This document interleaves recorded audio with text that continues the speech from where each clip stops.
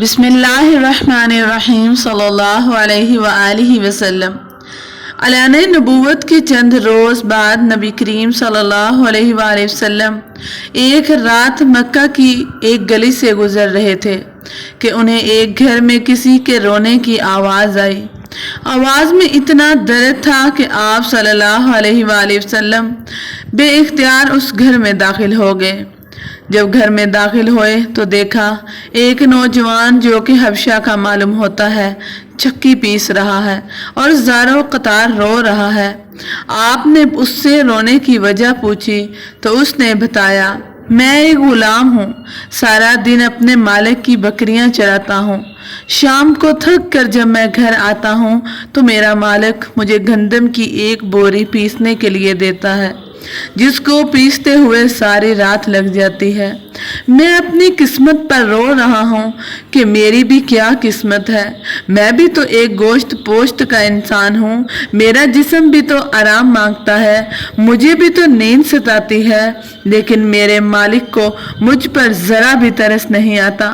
میرے مقدر میں ساری عمر اسی طرح رو رو کر زندگی گزارنا لکھا ہے کیا؟ نبی کریم صلی اللہ علیہ وآلہ وسلم نے فرمایا، میں تمہارے مالک سے کہہ کر تمہاری مشقت تو کم نہیں کروا سکتا، کیونکہ وہ میری بات نہیں مانے گا۔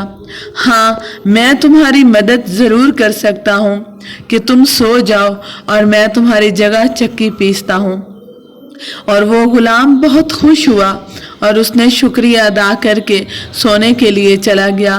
آپ صلی اللہ علیہ وآلہ وسلم اس کی جگہ چکی پیستے رہے۔ جب گندم ختم ہو گئی تو آپ اسے جگائے بغیر واپس تشریف لے آئے۔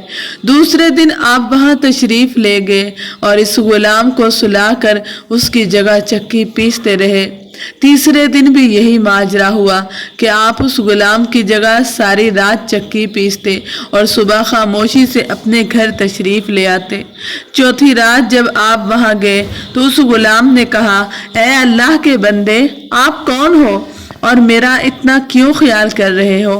ہم غلاموں سے تو نہ کوئی ڈرتا ہے اور نہ ہی ہم سے کسی کو کوئی فائدہ ہوتا ہے، پھر آپ یہ سب کچھ کس لیے کر رہے ہیں؟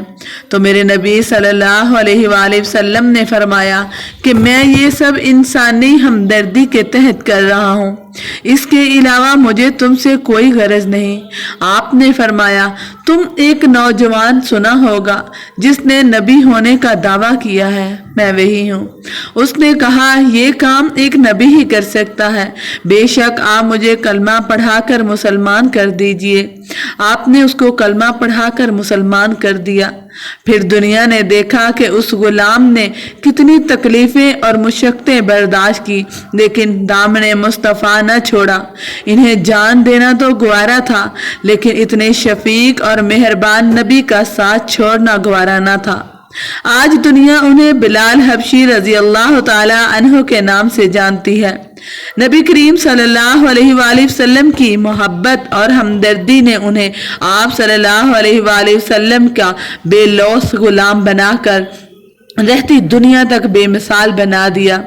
اس واقعے سے یہ سبق ملا، ہر کام اللہ کی رضا کے لیے کرتے جائیں، کسی سے اجر کی امید نہ رکھیں، کیونکہ اجر اللہ کی ذات نے دینا ہوتا ہے۔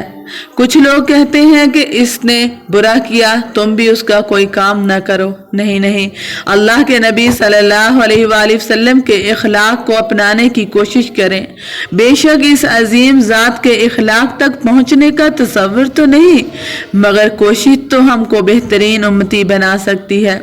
میرے نبی صلی اللہ علیہ وآلہ وسلم جیسا کوئی حبیب نہیں۔ آپ صلی اللہ علیہ وسلم پر میرے والدین اور میری اولاد کی جان بھی قربان ہے، صلی اللہ علیہ وآلہ وسلم۔